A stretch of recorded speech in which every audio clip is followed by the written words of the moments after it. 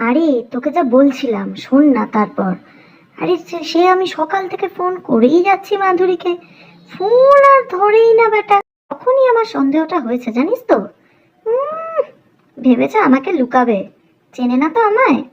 আমিও কিছুক্ষণ পরে ফোন করে নিয়েছি মাধুরীর ছোট যাকে। ব্যাস, মেন খবর বেরিয়ে গেল। আরে মাধুরীর ছেলে তো ফেল করেছে উচ্চ মাধ্যমিকে। কালকে উচ্চ মাধ্যমিকের রেজাল্ট ছিল না। আরে দাঁড়া দাঁড়া, তুই পরে হাত ধুবি। যাই হোক, তোকেই বললাম বিশ্বাস করে, বুঝলি? তুই কিন্তু আর পাঁচ কান করিস না, কাউকে বলিস না কিন্তু।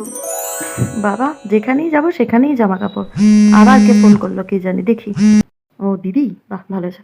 হ্যাঁ বলো, কি খবর? ও আচ্ছা আচ্ছা। আর ওদিককার খবর শুনেছো তো? আরে ওই যে মাধুরীদির ছেলে গো, উচ্চ মাধ্যমিকে ফেল করেছে। হ্যাঁ, আর বলছে কি, যাই হোক তুমি আর কাউকে বলো না, বুঝলে? হ্যাঁ হ্যাঁ, বিনা কাকিমা, বলো বলো। ওমা, কি বলছো?